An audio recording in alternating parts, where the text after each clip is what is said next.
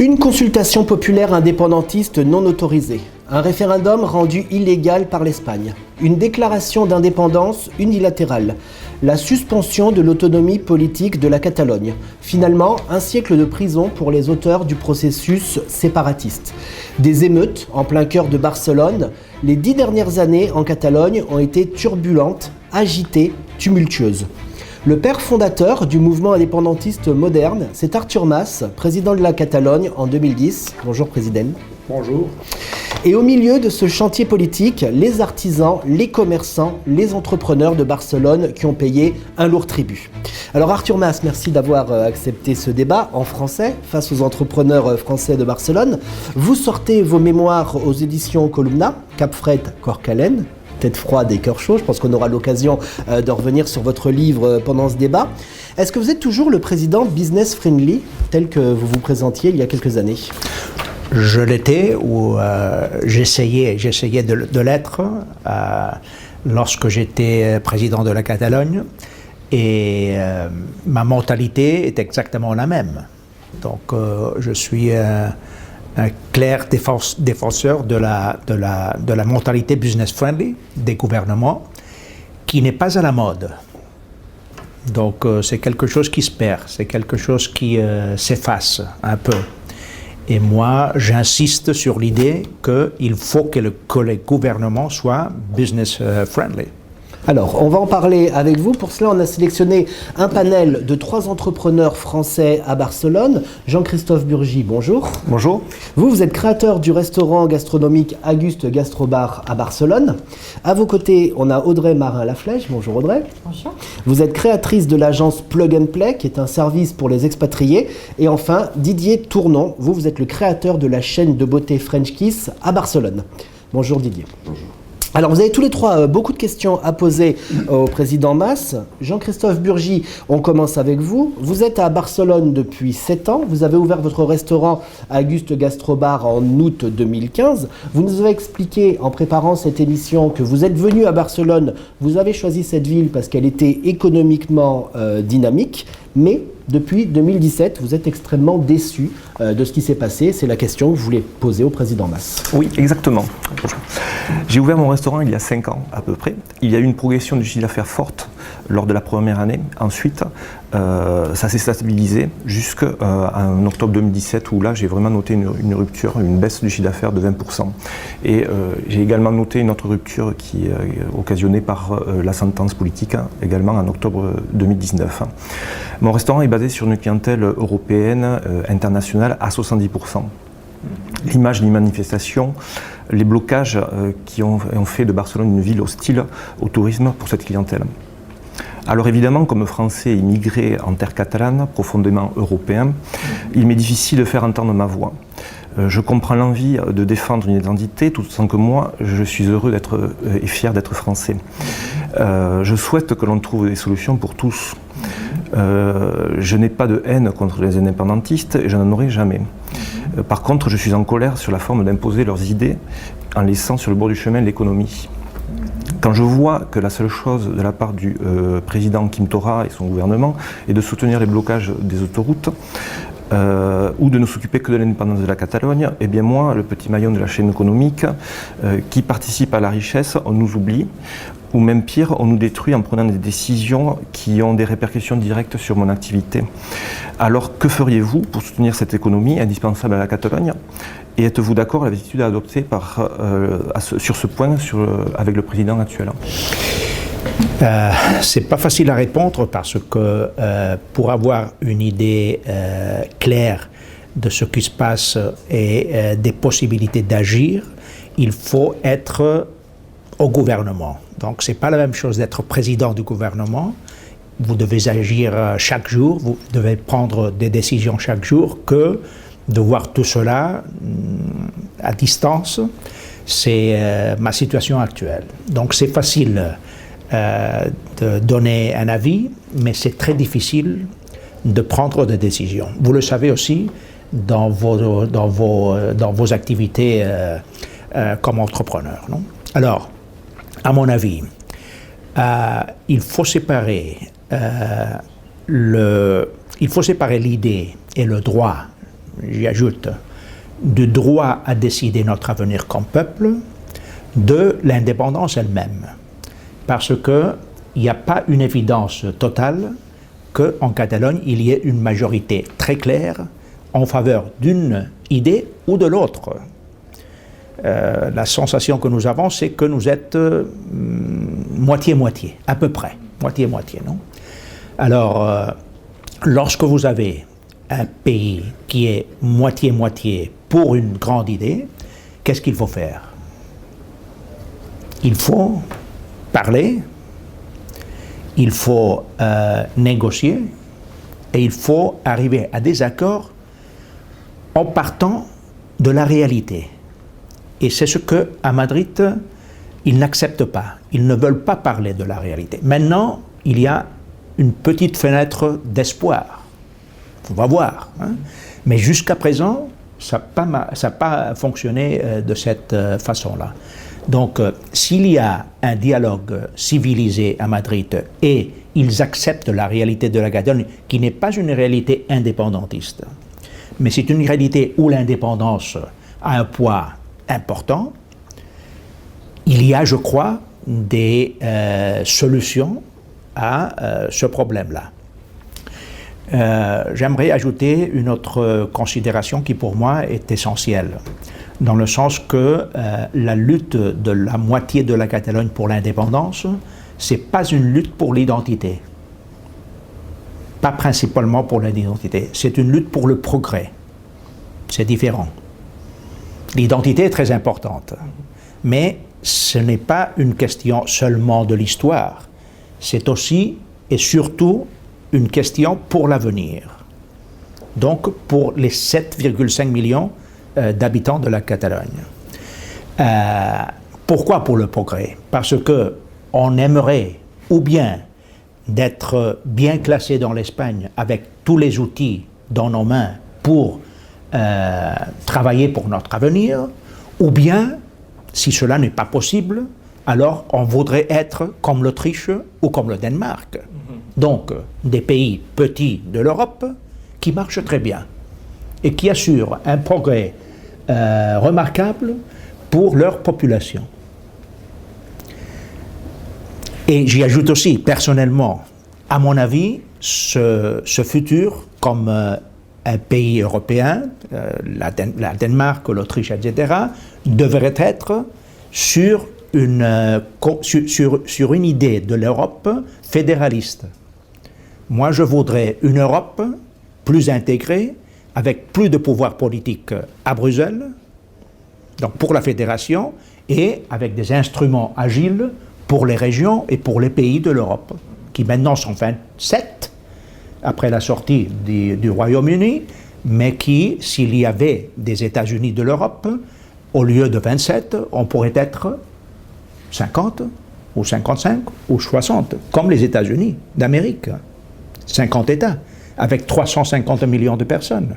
Imaginez l'Europe, l'actuelle, 500 millions de personnes. Pourquoi pas? Il ne pourrait pas y avoir des États européens plus petits comme la Catalogne, qui se débrouillent bien, qui font bien les devoirs et qui peuvent assurer un progrès remarquable pour leur population. Mais pour rentrer plus dans le concret, ce que voulait dire aussi Jean-Christophe, c'est que des comportements comme par exemple les émeutes qu'il y a eu, et ce qu'on a vu le week-end à Perpignan. Moi, je suis contre. De Clara Ponsati. Oui, mais vous avez vu Clara Ponsati qui a dit bravo les émeutes, oui, bravo les émeutiers. Clara Ponsati, c'est une voix. C'est ça pas choque la quand même. voix. Ça choque les... C'est pas la voix.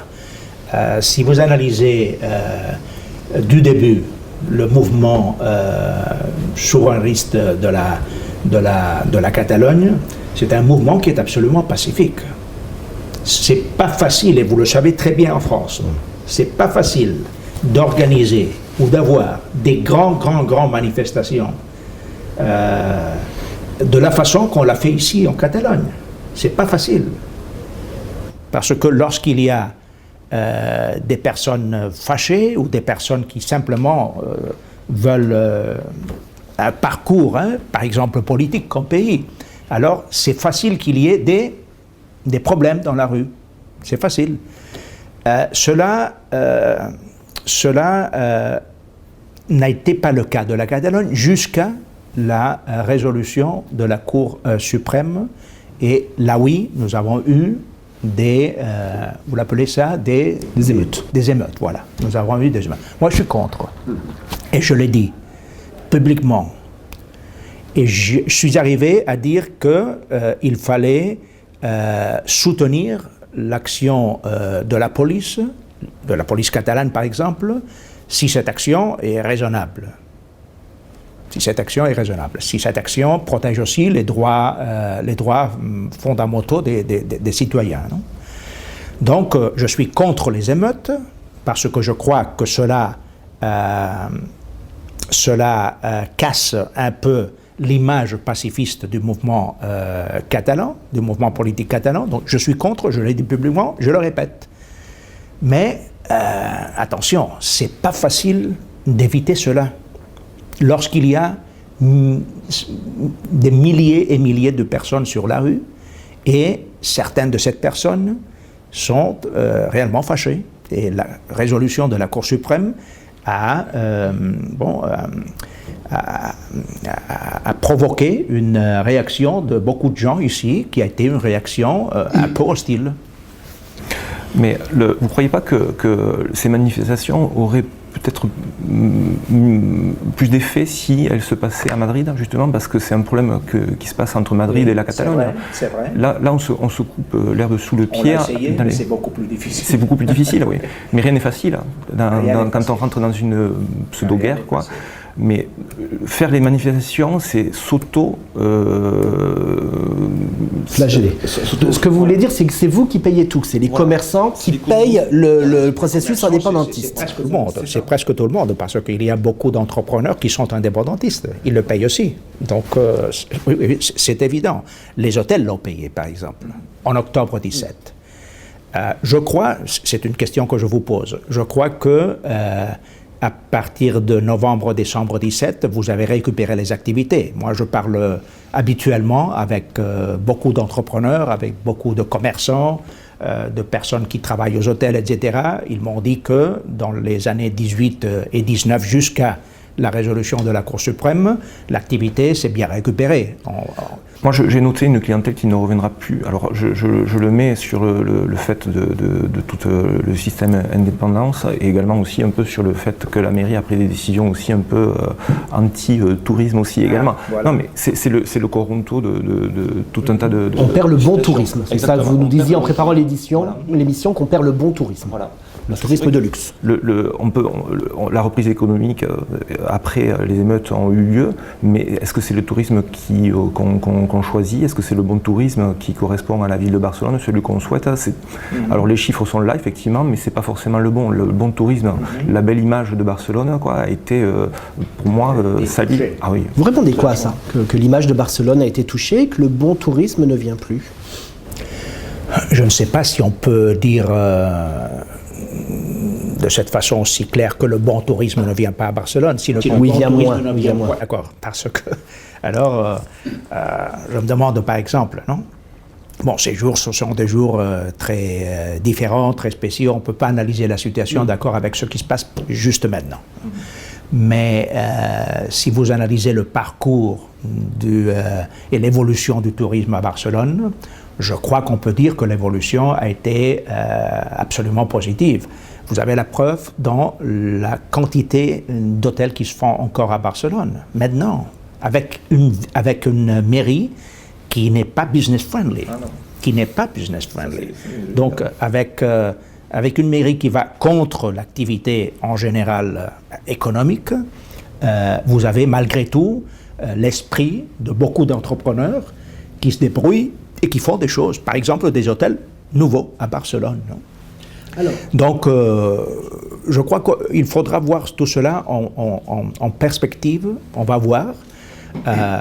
Mon avis, c'est que, si comme entrepreneur dans votre cas, si vous analysez l'horizon que nous avons au-devant, moi je crois que Barcelone a beaucoup de possibilités aussi sur le plan touristique, parce que C'est une ville aimable, c'est une ville intéressante, c'est une ville dans laquelle il se passe des choses intéressantes aussi, et c'est une ville qui est à côté de la mer et qui a un niveau d'infrastructure assez remarquable. Donc, on va voir. Moi, je crois que ce sont les hommes au pouvoir qui peuvent décider de cet avenir-là. Nous, on est là pour faire les choses. Quoi. On a besoin de les hommes au pouvoir. Voilà. Exactement. Oui, exactement. À la mairie, nous avons une femme. Parole de femme, justement. On continue avec vous, Audrey Marin-Laflèche. Vous êtes à Barcelone depuis 8 ans. Vous avez ouvert en septembre 2014 Plug and Play, qui est une entreprise pour les expatriés. Vous êtes une Bretonne, ici à Barcelone. Par ailleurs, maman, puisque vous avez une fille de 10 ans, et d'ailleurs, vous vouliez interpeller le président sur la question de l'éducation. Oui, tout à fait. Je vais aborder le sujet de l'éducation. Comme vous le savez, depuis les années 80, la Catalogne a la main sur l'éducation, que ce soit depuis le primaire jusqu'à l'université. La loi est très généreuse puisqu'elle prévoit qu'un quart des cours soient donnés en espagnol, donc 3 quarts en catalan. On voit que les établissements sont de plus en plus politisés. On voit que les enfants sont éduqués, on va dire, plus orientés sur des préceptes politiques. Et surtout que le quota minimum de 1 quart de Castillon n'est pas appliqué. Là, à l'heure actuelle, donc 2 générations passées, on va dire 40 ans passés, donc 2 générations passées, on voit que les entrepreneurs étrangers qui sont ici, qui recrutent, ils sont assez surpris quand ils recrutent tous les jours, puisqu'en fait, ils voient des jeunes sortis d'école qui finalement ne dominent pas l'espagnol. Et quand par exemple ils doivent accueillir la clientèle, c'est un mélange de catalan-castillan. Donc là je parle des jeunes à l'heure actuelle. Donc ça peut être un souci. Également, on voit que le niveau est assez bas, le niveau scolaire. Il y a effectivement également beaucoup de jeunes, il y a 1/3 des jeunes qui sortent, qui ne sont pas certifiés, qui ne sont pas diplômés. C'est un problème qui est plus général à l'Espagne, qui n'est pas concentré que sur la Catalogne, mais c'est un fait à l'heure actuelle en Catalogne. Et donc à l'heure actuelle, les diplômés, les plus diplômés vont vendre leurs compétences aux entreprises internationales. On voit également en parallèle que dès lors qu'une famille a les moyens, elle préfère mettre son enfant dans une école privée, voire privée internationale. Et malheureusement, toutes les familles qui n'ont pas les moyens sont obligées de laisser leurs enfants sous, on va dire, sous emprise, sous cette idéologie indépendantiste locale. Mes questions qui se découpent en 4 questions. Je l'imagine. Voilà. Alors, il est intéressant d'obtenir votre opinion, notamment pour savoir, à votre avis, quel talent reste-t-il dans le tissu économique local, compte tenu de ce que je viens de décrire? Pensez-vous que des entreprises de standard international soient suffisamment,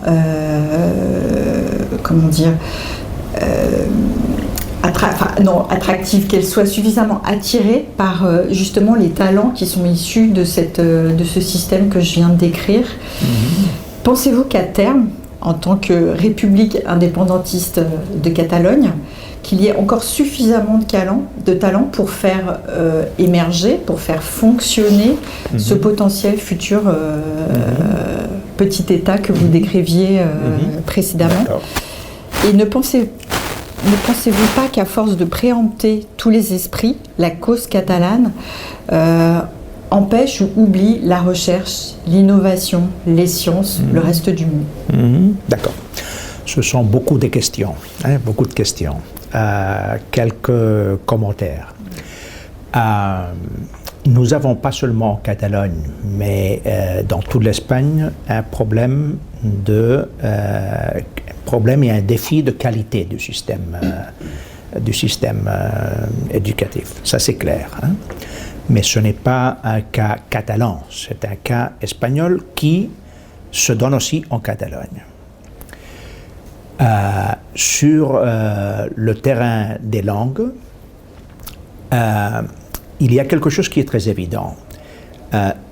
C'est évident que nous avons un système d'immersion linguistique en Catalogne qui veut assurer l'égalité de conditions entre le catalan, langue faible, par rapport au castillan, à l'espagnol, langue forte. D'accord. C'est comme ça. Donc, ce défi d'égalité entre les langues, comment se déroule-t-il? Il se déroule en bénéficiant le catalan dans les premiers étages de l'éducation, donc pour les petits-enfants, et à fur et à mesure que vous avancez dans le système éducatif, alors finalement, l'idée c'est l'équiparation finale. Donc le défi final est, ou le but final est, à 16 ans, lorsque en Espagne vous arrêtez votre éducation obligatoire, à 16 ans, il faut que les élèves catalans aient le même niveau d'espagnol que la moyenne de le reste de l'Espagne. Oui, d'accord. Et cela est comme ça. Cela est comme ça. Ce but, on peut y arriver. On y arrive, en fait. Donc, si vous analysez, par exemple, la moyenne espagnole, de langue espagnole, et vous la comparez avec la moyenne catalane à 16 ans, pas à 8 ans, pas à 10 ans, à 16 ans, avec la moyenne catalane de langue espagnole, c'est la même. C'est la même. Donc, le système n'échoue pas. Le système garantit l'égalité des langues à 16 ans. Mais pour que l'égalité soit réelle, il faut qu'à 16 ans, il y ait une partie très importante de la population catalane qui parle aussi le catalan. Et pour obtenir cela, il faut qu'il y ait ce système d'immersion linguistique. L'autre défi, les langues étrangères. Notre problème additionnel, c'est que nous n'en avons pas besoin avec le catalan et l'espagnol. Nous voulons aussi une troisième langue, notamment l'anglais aujourd'hui. Pour moi, c'est pas dommage, mais moi, je viens d'une autre culture, la culture dans laquelle c'était le français qui était la langue de référence étrangère en Catalogne. Vous avez étudié au lycée français d'ailleurs. Moi, j'ai étudié pendant quelques ans au lycée français. À 12 ans, je suis parti du lycée français parce que mes pères ont pris une décision. Il y a une nouvelle école à Barcelone qui s'est fondée à ce moment-là, qui est Aula, école européenne. Et j'ai continué à Aula. Mais je veux dire que la langue de référence, même sur le plan culturel, pour ma génération, était le français. Maintenant, c'est partout l'anglais, même en France, même en France ou en Allemagne, etc. Non?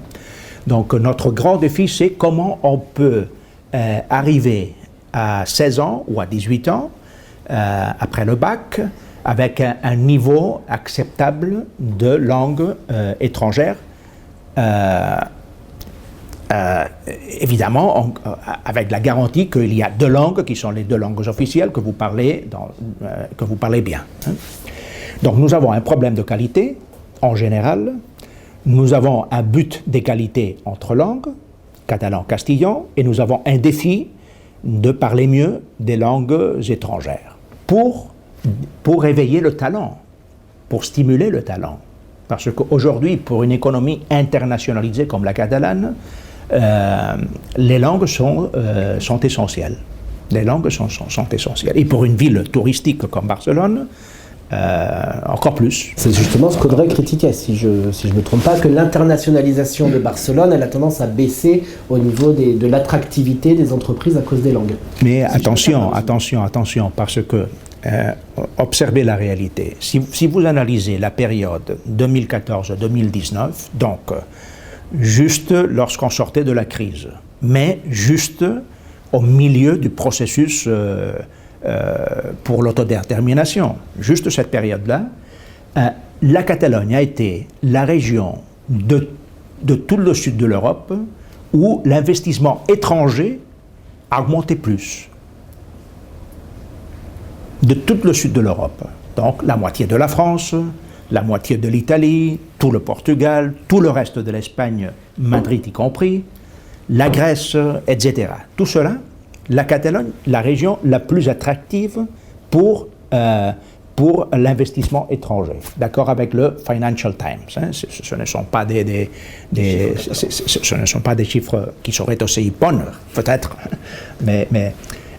Donc, et je répète, hein, je suis pleinement conscient que nous avons un problème général de qualité dans notre système éducation. Au-delà de la qualité, au-delà des langues, il y a un autre souci qui n'est pas abordé. Par exemple, si on parle justement de la période 2014-2019, on voit très clairement que les écoles, qu'elles soient primaires, que ce soit l'université, que la question politique monopolise la bande passante, alors qu'elle ne devrait pas, puisque c'est de l'éducation. On parle d'éducation d'enfants de 0 à 16 ans. Mais vous croyez que c'est comme ça dans les écoles? Bien sûr, bien sûr. Les enfants parlent, mais c'est inévitable parce que les enfants vont aux manifestations. Les professeurs sont ostracisés s'ils parlent en espagnol. Dès lors qu'ils dépassent légèrement le quota, de la même façon, au niveau de l'université, certains professeurs qui assuraient des cours en espagnol ont eu, justement, quand on parlait des émeutes, il y avait des problèmes de sécurité au sein même de l'université. Donc on parle d'un souci... Et dans le sens contraire, ça ne passe pas. Dans le sens contraire, ça ne passe pas. Et on n'arrive pas à cette sérénité. C'est-à-dire que l'essence de la loi d'immersion linguistique, je la comprends tout à fait telle que vous la décrivez. C'est vraiment l'essence, afin que les deux langues cohabitent. Là, à l'heure actuelle, on est vraiment sur une lutte et sur une emprise même idéologique qui est malheureuse quand on parle d'éducation, quand on parle d'enfants. Mais vous pensez que cela est vrai pour tout le système éducatif catalan? Ouais. C'est dans toutes les écoles qui sont là. Je parle essentiellement du système public, en fait. Je parle précisément du système public. Moi, je n'ai pas la même impression, parce que si vous analysez la composition des professeurs en Catalogne, il y a des professeurs qui sont pour l'indépendance, il y a des professeurs qui sont contre l'indépendance, ils sont très clairement contre l'indépendance, et beaucoup de professeurs qui sont pour le droit à décider notre avenir comme un droit démocratique. Quand je parle d'immersion politique, c'est quand on demande à des enfants de 4 ans ou de 5 ans de faire des casloradas le jour de la grève générale. Quand on fait des prises de position sur des enfants qui ne sont pas en mesure d'avoir un esprit critique. Vous croyez que cela se passe à l'école, mais pas dans les familles? Cela se fait à l'école de manière imposée et au niveau, par exemple, de ce que je connais de tout Barcelone, malheureusement. Et c'est pour ça que j'en parle. Moi, je n'ai pas la même impression, mais peut-être vous connaissez mieux cette réalité que moi. Je crois que ce n'est pas comme ça. C'est-à-dire, dans les familles, on vit cet esprit. On le vit chaque jour. C'est l'essence de la liberté, de la démocratie. Le grand-père, la grand-mère, etc. Ils font, comment vous appelez ça? Les tambourets. En français. Cassola, d'abord, les cassolas. Ici, on le... Et ces petits-enfants, ils le voient chez eux. Certains. À la maison. Alors, peut-être ce sont les enfants qui arrivent à l'école et parle aussi de toutes ces expériences à la maison, je ne sais pas. Non, on pourrait citer, on n'a pas le temps, mais on pourrait citer plusieurs exemples où malheureusement c'est des choses qui sont vraiment imposées par le corps enseignant. Et c'est au niveau de la politisation de l'école dès la prime enfance. Si vous avez cette impression ou cet avis, alors il y a aussi des mécanismes pour dénoncer ces... Justement, c'est ça dont je parle. Quand je parle de l'université, quand je parle de l'école, il y a eu des décisions judiciaires et malheureusement, ces décisions judiciaires ne sont toujours pas appliquées à l'heure actuelle. Quand je parle sur la langue, par exemple. Sur la langue, par exemple. Sur la langue. Ouais. Mon impression est juste sur certaines écoles. Mon impression est juste la contraire, parce que je sais, j'ai le témoin personnel que pendant beaucoup d'années, nous avons lutté légalement à travers de dénonces, etc., pour que les cours espagnols acceptent le système de l'immersion linguistique en Catalogne, qui a été toujours en danger, parce qu'effectivement, il y a eu des gens, il y a eu des pouvoirs aussi, ici et à Madrid, qui sont contre ce système et qui veulent le casser finalement. Non? Donc nous avons lutté pour que les cours de justice pour que les cours de justice finalement ne cassaient pas le système légal que nous avions. Et nous avons réussi dans ce domaine-là. Non? Donc, force est de constater qu'effectivement, c'est la dernière période, 2014-2020, 2017, par exemple, voilà, où les choses se sont vraiment... l'emprise politique, c'est vraiment, a monopolisé l'enseignement et également le niveau. Par conséquent, donc là, on parle de jeunes qui sont en train de sortir sur le marché du travail à l'heure actuelle. Ça sera la dernière réponse, après on devra changer de thème parce qu'on est déjà à la moitié de l'émission. Ou c'est bon ? Ouais. C'est bon, on continue alors. Didier Tournon, c'est à vous. Alors vous êtes en Catalogne depuis 15 ans. Vous êtes déjà arrivé dans le village de l'Escala, au bord de la mer, ensuite à Barcelone. Vous êtes créateur de la chaîne d'institut de beauté French Kiss depuis 8 ans. Vous venez à la base de Toulouse et vous êtes clairement indépendantiste, militant. En préparant cette émission, vous avez dit que vous ne souhaitiez pas opiner sur les thèmes d'économie, parce que tant que la Catalogne ne sera pas indépendante, la Generalitat ne pourra pas prendre ses propres décisions. En revanche, vous souhaitiez critiquer le rôle négatif de l'Espagne en Catalogne, notamment avec le traitement de l'information par les médias espagnols. Oui, l'indépendance pour moi, elle n'est pas ni de droite ni de gauche. C'est l'indépendance. Voilà. Quand le pays sera indépendant, il fera ses choix politiques, et là, démocratiquement, et tout le monde y participera. C'est pour ça qu'on ne peut pas opiner ou trop s'avancer sur ce que serait peut-être une Catalogne indépendante, en dehors des histoires de progrès et de maîtrise du futur. Ça, oui. Moi, ma question, elle porte sur les pouvoirs au sein d'une société dite démocratique, qui sont nombreux, pouvoirs politiques, pouvoirs économiques, pouvoirs religieux. Et moi, je m'interroge beaucoup sur le pouvoir de la presse et des médias. Et ça me pose un vrai problème, parce que je trouve que vraiment, dans ce pays, en France aussi, et dans toutes les démocraties, on a des problèmes sur l'indépendance des pouvoirs et des pouvoirs médiatiques, c'est vrai. Mais dans ce pays, particulièrement, je trouve que la presse est dans sa grande majorité muselée, manipulatrice, et au service d'un certain nombre de pouvoirs. Les exemples, c'est tous les jours. Par exemple, la façon de relayer le mouvement indépendantiste catalan, le Aporellos, etc., de toute la presse espagnole, je trouve que c'est extrêmement manipulateur et qu'il n'y a pas de contre-pouvoir, à part la pauvre télévision catalane qui se bat comme elle peut, mais qui subit des attaques incessantes et dont on ne sait pas si demain elle pourra perdurer. Sur le catalan lui-même, moi qui ne parle que le catalan et pas l'espagnol, contrairement à ce qui a pu être dit, je me sens chaque jour de plus en plus perdu à Barcelone, et avec mon catalan, je n'arrive plus à m'exprimer nulle part. Que je rentre dans un commerce, que je prenne un taxi ou que j'aille n'importe où, les gens ne me répondent plus en catalan et ne me comprennent plus. Donc je trouve que le catalan aujourd'hui est en perte de vitesse totale sur Barcelone. Ça m'inquiète beaucoup. J'en propose récemment, par exemple, le cas de corruption de la famille royale. La presse espagnole, dans sa grande majorité, s'est tue, ou alors a relayé l'information en toute fin du journal. Sur l'attentat de Barcelone, on n'a toujours pas l'explication, et on ne sait toujours pas quelles étaient les relations entre les terroristes et les services d'intelligence de l'État espagnol. Et on met une chape sur tout, et on n'arrive à rien. Donc, est-ce qu'on est vraiment dans une démocratie ? Et est-ce que c'est votre analyse, vous, sur l'état des médias espagnols ? Et qu'est-ce qu'on pourrait faire pour que les médias espagnols retrouvent leur indépendance et les journalistes leur déontologie journalistique ? Bon, je ne suis pas journaliste, donc c'est difficile à répondre sur l'attitude personnelle de ces professionnels. Mais quelles mesures, par exemple, si la presse est dépendante économiquement d'un pouvoir politique ou d'autres, est-ce qu'il n'y aurait pas là des mesures à prendre pour que libérer la presse ? Sûrement, mais je suis victime de ce que vous disiez. Je suis victime, directement.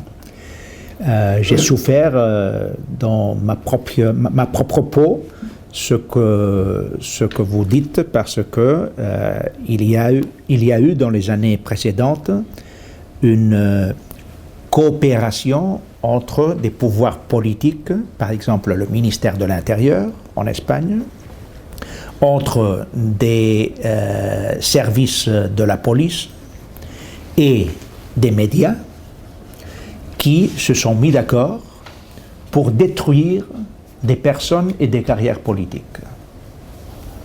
Vous en parlez beaucoup dans votre livre d'ailleurs, où vous accusez le journal El Mundo de vous avoir fait perdre des députés lors des élections. Xavier Trias en est un exemple aussi. Exactement la même chose. Exactement la même chose. Même les médias qui en Espagne étaient considérés plus à gauche ou plus ouverts ou plus modernes ou plus européens, même ces médias-là, dans les années précédentes, ont agi d'une façon absolument incroyable et inacceptable. Donc, la conclusion est, pour ces médias-là, qui sont aussi des centres de pouvoir, c'est plus important la vérité ou l'unité d'Espagne. Et ma conclusion est que l'unité d'Espagne est plus importante que la vérité. Et il ne faut pas qu'ils reçoivent des indications ou des instructions. Eux-mêmes, ils agissent de cette façon-là. Parce qu'ils croient réellement que l'unité de l'Espagne est plus importante que les droits fondamentaux ou que la vérité elle-même. Donc, lorsque vous êtes arrivé à ce point-là, c'est très difficile à corriger par une raison, parce que c'est pas un problème de loi, c'est pas un problème de mesure, c'est un problème de mentalité et c'est un problème de priorité. C'est la situation. Et de pouvoir. Alors, des pouvoirs en général. Ce que vous disiez à tout à l'heure. Moi, j'avais avancé des élections en 2012. Aux moitié des élections, il y a eu une réaction organisée par le ministère de l'Intérieur, le gouvernement espagnol, à la majorité absolue du Parti populaire, des services de la police qui ne signaient jamais rien, mais qui écrivaient, et des journalistes, spécifiquement du Mundo, qui ont organisé une action pour détruire notre campagne électorale. Et ils ont réussi à le faire. Et après, on a su que tout ce qu'ils disaient était faux. Mais c'était après. Lorsque les élections étaient déjà faites. Donc, parce que j'ai vécu tout cela, je sais comment tout cela fonctionne. Et je sais que c'est un problème d'attitude et de mentalité individuelle et finalement des grandes corporations des médias espagnols en général. Évidemment, il y a des exceptions. Il y a des exceptions individuelles. Mais la situation générale est celle que vous étiez en train de décrire. Alors, on refait un second tour de table avec Jean-Christophe Burgy. On revient avec vous sur le thème du financement des entreprises et notamment des banques. Voilà, on revient sur l'économie, c'est ce qui m'intéresse parce que c'est le moteur un peu d'un pays et de l'Europe et de tout ce qu'on veut. Alors en Espagne, la majorité du financement des prêts bancaires, les bancaires, ils sont à taux variable. Ouais. Ils dépendent donc de l'Euribor, dont la valeur est décidée sur un panel de banques européennes. 4 sont espagnoles sur ce panel. Et aucune des 4 banques ont leur siège social en Catalogne. Ouais. Donc si la Catalogne devient indépendante, elle pourrait certes garder l'euro comme monnaie, mais n'aurait plus aucun poids sur les décisions de la BCE. Avec donc un affaiblissement et des décisions qui ne seraient pas toutes prises en fonction des intérêts catalans. Elle ne pèserait plus du tout avec un risque pour le financement de l'économie locale. Ma question est simple, où on va donc peut-être devenir le petit poussé de l'Europe? Ce qu'on ne sait pas, et on ne saura pas jusqu'à ce que tout cela arrive, c'est dans quelles conditions la Catalogne pourrait devenir un pays indépendant dans l'Europe. Ça, on ne sait pas. Hein? On dit toujours que, d'accord avec les traités européens actuels, la Catalogne, si elle devient indépendante, se placerait hors de l'Union européenne. C'est la théorie. Hein? Mais il n'y a aucune réalité qui avale cette théorie. Jusqu'à présent. Aucune. Hein? Et regardez le point le plus important, à mon avis. Si la Catalogne peut devenir indépendante, donc hors de l'Union européenne, ce sera parce que l'Espagne accepte la Catalogne indépendante. Parce qu'autrement, il n'y a pas la possibilité de sortir de l'Union européenne. Mais il faut être reconnu par les autres pays aussi pour exister. Oui, ça c'est clair. Mais imaginez qu'il n'y a pas de reconnaissance. Imaginez que l'Espagne, malgré qu'il y avait, imaginons, 70% de la population catalane qui sont pour l'indépendance, imaginons que l'Espagne, dans cette situation-là, dise nous n'acceptons pas l'indépendance, nous ne reconnaissons pas l'indépendance de la Catalogne. Si on ne peut pas devenir indépendant, parce qu'il n'y a pas cette reconnaissance, la Catalogne continue à être membre de l'Union européenne parce qu'elle est dans l'Espagne, qui est aussi membre de l'Union européenne. Donc aucun problème, dans ce cas-là, aucun problème. Du point de vue légal, bancaire, taux d'intérêt, etc. Si la Catalogne devient indépendante, c'est parce que l'Espagne, finalement, a reconnu d'une façon ou d'une autre cette indépendance. Donc si l'Espagne l'a reconnue, alors il faudra voir comment l'Europe traite un pays qui veut se placer dans l'Union européenne, qui ne veut pas partir, et qui devient indépendant, entre guillemets, parce que qu'est-ce que l'indépendance en Europe signifie aujourd'hui? Si vous êtes membre de l'Union européenne, vous avez la preuve avec les Britanniques. Lorsque les Britanniques veulent récupérer l'indépendance réelle, toute l'indépendance, ils partent. Parce qu'ils savent très bien que dans l'Union européenne, vous êtes souverain, mais vous êtes interdépendant. Vous ne pouvez pas prendre toutes les décisions seuls. Il faut les partager, tout en commençant par l'euro. Exactement. Donc, la majorité, l'immense majorité de la population catalane, s'il y avait l'indépendance, continuerait à être pour l'Union européenne. Donc, si l'Espagne reconnaît la Catalogne indépendante et la Catalogne veut être ou continuer à être membre de l'Union européenne, c'est facile à conclure qu'il faudrait s'asseoir à table autour d'une table pour décider comment cette Catalogne peut se réintégrer ou se maintenir dans l'Union européenne sans des répercussions économiques qui intéressent nulle part. Nulle part. Hein, parce qu'une économie comme la Catalogne, qui est absolument internationalisée, avec beaucoup d'investisseurs étrangers, avec des touristes, des professionnels étrangers qui travaillent ici, etc., il n'y a aucune entreprise, aucun pays qui ait intérêt à qu'il y ait une...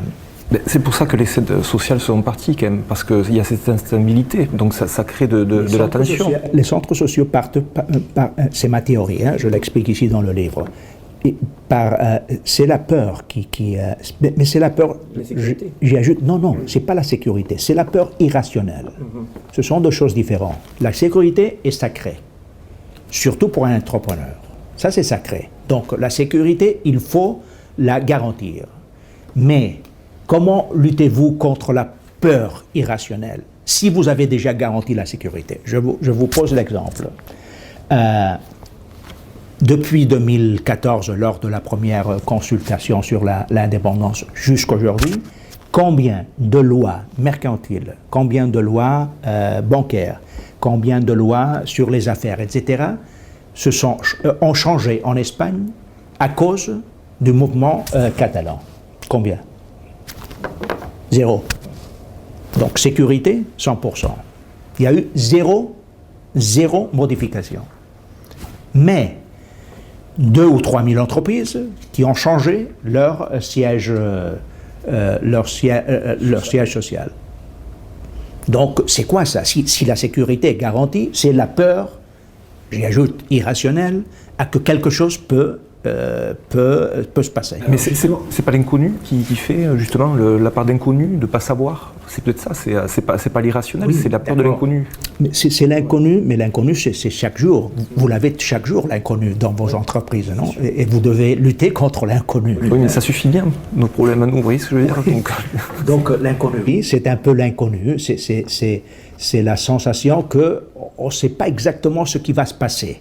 Mais on sait une chose, que le cadre légal ne va pas changer si la Catalogne ne devient pas un pays indépendant. Et on sait aussi que la Catalogne ne peut pas devenir un pays indépendant s'il n'y a pas une reconnaissance générale des autres États.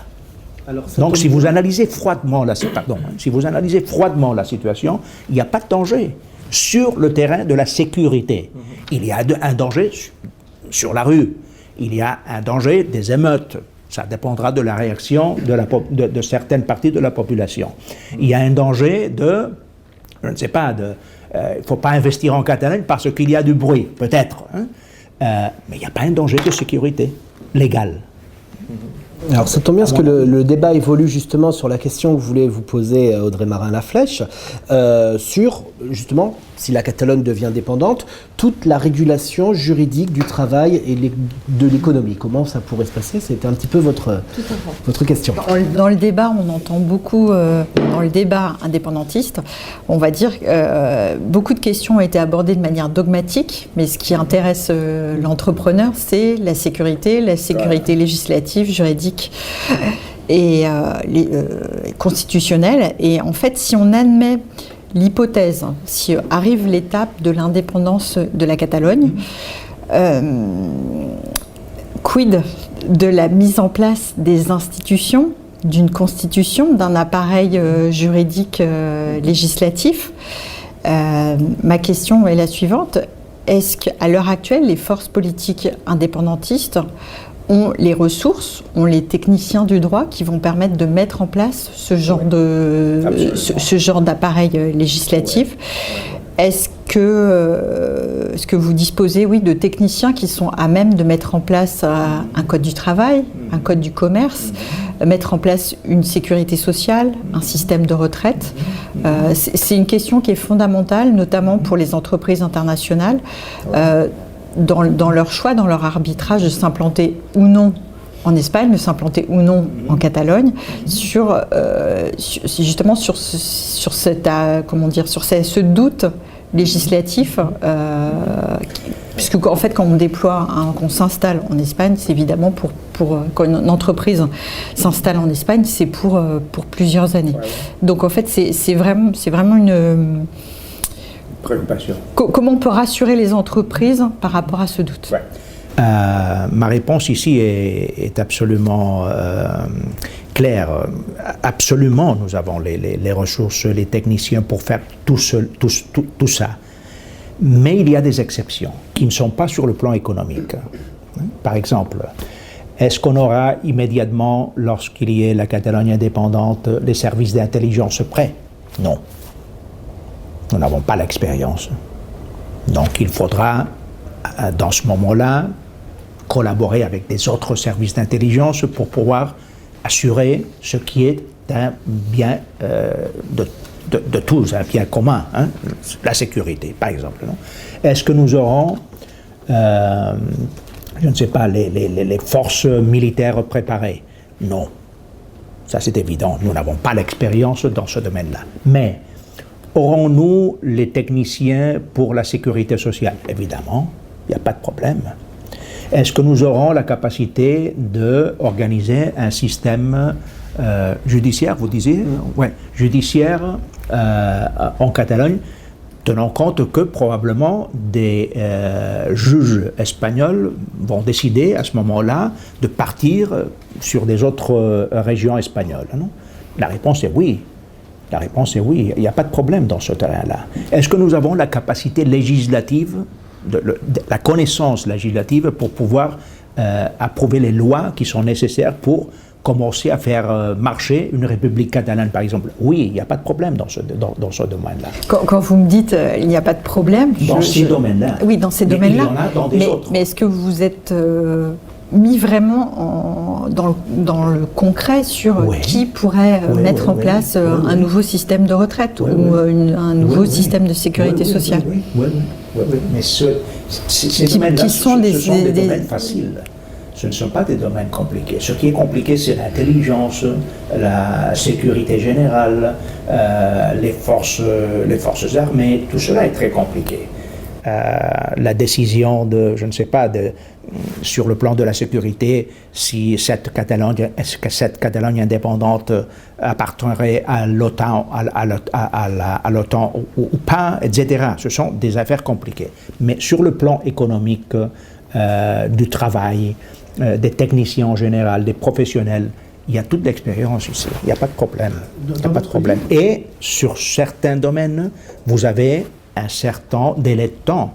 Parce que, par exemple, sur le terrain fiscal, qui est un terrain très sensible, voilà, très sensible, non? Le régime que nous avons en Espagne et aussi en Catalogne, c'est que ce sont les entreprises, c'est-à-dire vous, qui fait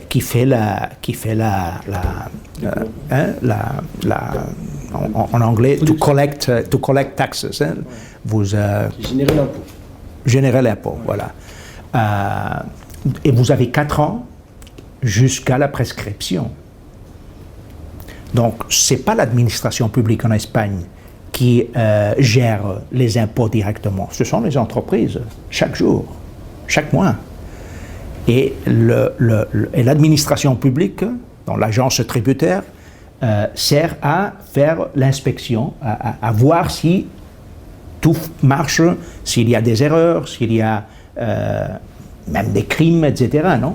Mais c'est surtout une labeur d'inspection, c'est pas une labeur de management, hein, qui est fait par les entreprises. Dans votre livre, vous faites beaucoup de références entre la présidence des USA et la présidence de la Generalitat. En tout cas, quand vous étiez au pouvoir, par exemple, vous comparez à un moment donné la durée du mandat du président de 4 ans aux États-Unis avec la durée du mandat du président catalan, en disant c'est des durées qui sont bonnes. On a l'impression qu'il y avait une gouvernance relativement internationale quand vous étiez au pouvoir. Aujourd'hui, si on regarde Quim Torra, on a l'impression que la Generalitat est devenue une région. Est-ce que le processus indépendantiste a réduit la taille et la puissance de la Generalitat ? Le processus indépendantiste a coupé certaines capacités de la Generalitat que nous avions avant. Ça c'est vrai parce que la répression de l'État espagnol est très très dure. Donc il y a eu des capacités qui existaient qui sont maintenant diminuées, ça c'est vrai. Mais par contre, la Catalogne, sujet politique, est devenue un sujet absolument international. Et il ne l'était pas. Mais son président, non. Quim Torra, on a du mal à l'international à lui donner une certaine crédibilité. Par rapport à vous, par rapport à Carles Puigdemont. On voit quand même la différence, qu'il y a une espèce de coupure qui s'est opérée. Peut-être parce que, hein, c'est une théorie, peut-être parce que la phase de l'internationalisation du processus indépendantiste est plus la phase de Carles Puigdemont que du président Torra, non? Peut-être. Et le président Torra est plus à l'intérieur, non? Mais la personne qui dirige les négociations avec le gouvernement espagnol maintenant, c'est le président Torra. Lorsque vous voyez les images à la Moncloa, c'est M. Sánchez, président de l'Espagne, avec M. Torra, président de la Catalogne. Donc, mais je dirais que l'image internationale du processus indépendantiste est peut-être concentrée sur Carles Puigdemont. Actuellement. Alors, la dernière question de ce débat, puisque le temps se fait court, c'est Didier Tournon qui va la poser, qui voulait faire un petit peu d'histoire et revenir sur l'héritage de la dictature franquiste en Espagne. Oui. Pour moi, il y a un problème qui n'est pas réglé en Espagne, et c'est d'ailleurs très étonnant, parce que toutes les autres démocraties et tous les autres pays ont fait leur travail de mémoire, ont jugé, puni, sanctionné les crimes de la dictature, et ici, non. Pourquoi ? Alors, pourquoi ? Mais il me semble que c'est très lourd aussi de conséquences. sur une société espagnole qui aujourd'hui n'a pas fait son travail de mémoire, avec des familles qui n'ont toujours pas retrouvé leurs victimes, qui sont toujours pour certains dans des fosses communes, et avec aussi des pouvoirs où on peut penser que quand même les franquistes, qui n'ont pas été jugés, ni sanctionnés, ni jamais, ont encore un peu une certaine audace à encore faire l'apologie du franquisme. J'en prends pour preuve la Fondation Franco, mais d'autres, je prends par exemple toutes les difficultés pour exhumer le dictateur du monument qui était un peu là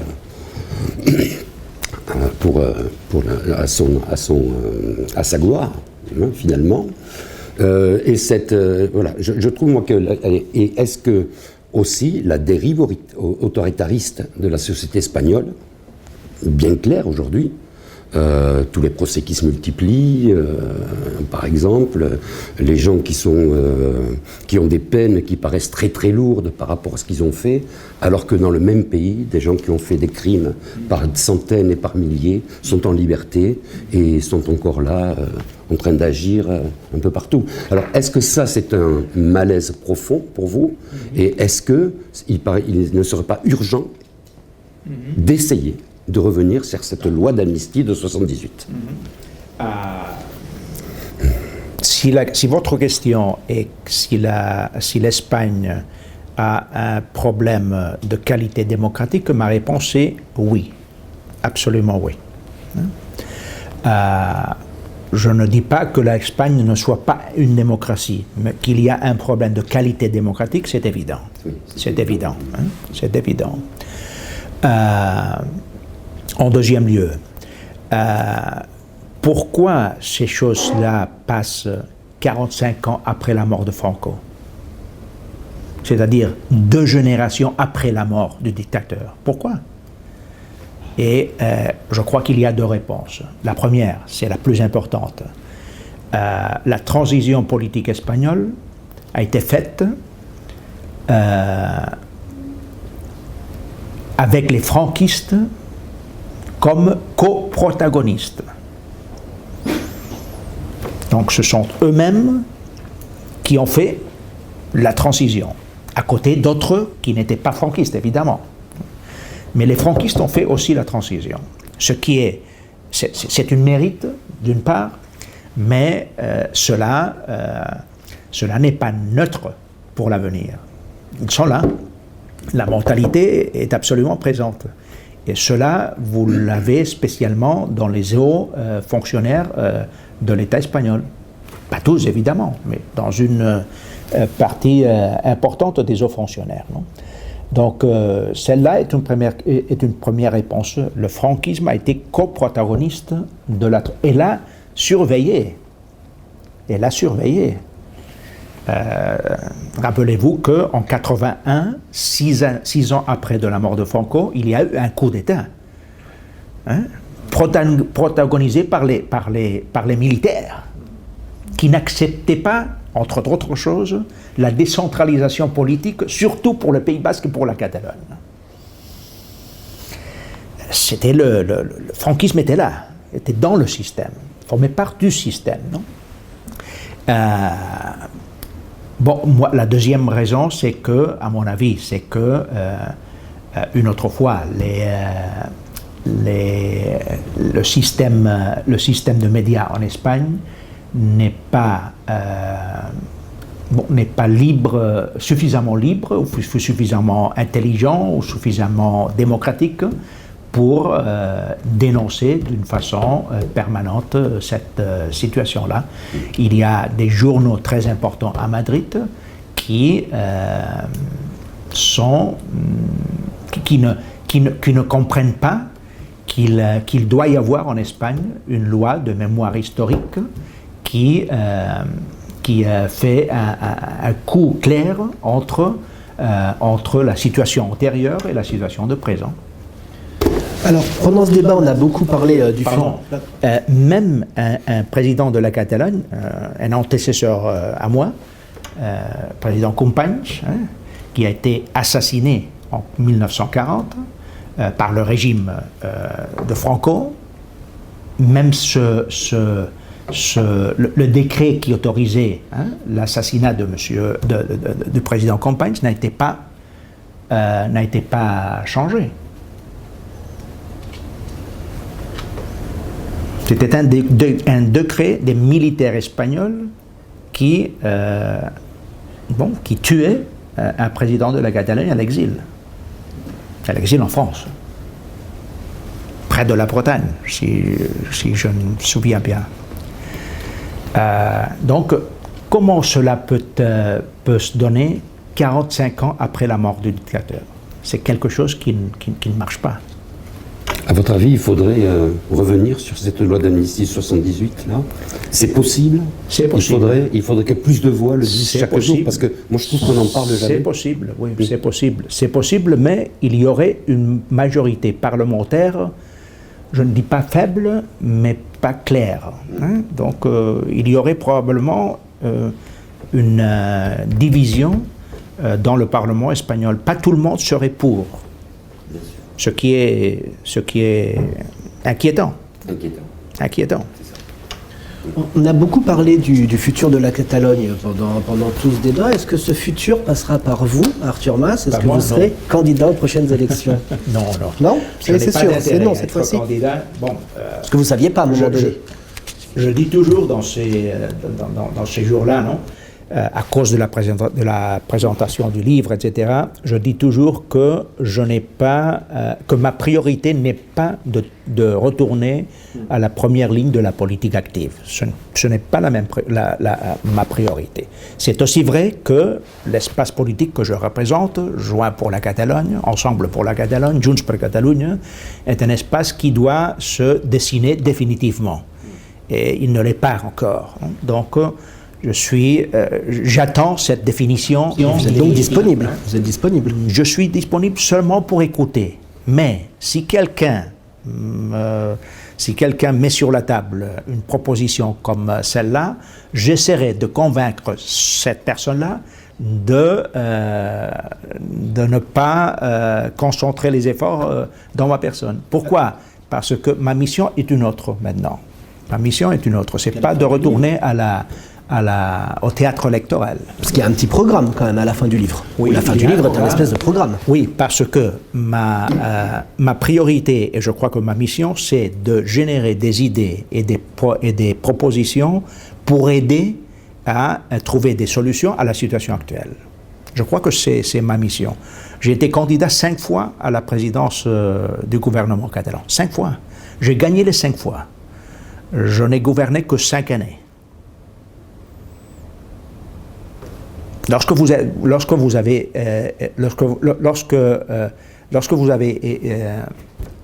été candidat 5 fois, croyez-moi si je vous dis que vous n'avez pas l'envie ni la priorité d'être 6 fois candidat à la présidence d'un gouvernement. Il n'y a pas de précédent, sauf Pujol. En France, je ne sais pas si vous avez le précédent de François Mitterrand. Oui, c'est le seul. 4 fois. 4, pas 5. Pas 5. Et je ne sais pas si Chirac a essayé aussi 3 ou 4 fois. 3 ou 4 fois, mais 3 ou 4. Dans mon cas, c'était 5 fois. Et dans le cas de Jordi Pujol, c'était 6 fois. Donc, pour moi, c'est quelque chose qui est déjà fait. Et si je regarde l'avenir, je crois que je dois me concentrer à des idées, à réveiller du talent politique en Catalogne pour que des jeunes Catalans avec du talent personnel, professionnel, etc., puissent aller sur la politique, etc. Non? Parce qu'une des menaces que nous avons sur la politique aussi en Catalogne, pas seulement en Catalogne, c'est la médiocrité. Politique. En général. Et c'est pour ça que vous critiquez beaucoup Esquerra, Oriol Junqueras, la Coupe, dans le livre. Je ne veux pas concentrer la critique dans un endroit concret. Mais en général, il y a un problème de qualité dans la politique. Et à court terme, cela n'a pas d'effet. À long terme, il y a des conséquences négatives. Regardez l'Italie. L'Italie, il y a 20 ans, qui est absolument plate. elle est incapable de faire les réformes de pays qui doivent faire les personnes politiques, incapables de les faire. Ils se neutralisent eux-mêmes. Et l'Italie est un grand pays. Pour la Catalogne, une des régions les plus admirées était la Lombardie, ou le Veneto par exemple. Non? Des régions industrielles, innovatrices, exportatrices, etc. Non? Et elle continue à être très, très, très remarquable. Mais l'Italie, dans son ensemble, est un pays qui ne marche pas, à cause de la politique. De la politique médiocre. Capfret, Corcalent, votre livre donc disponible dans toutes les librairies. Jean-Christophe Audrey Didier, merci de toutes vos questions. Président Mas, merci de vos réponses. Merci au Sir Victor Hotel Barcelone, à Clémentine également qui nous a accueillis ici, à Visual qui a filmé, et restez fidèles à Equinox.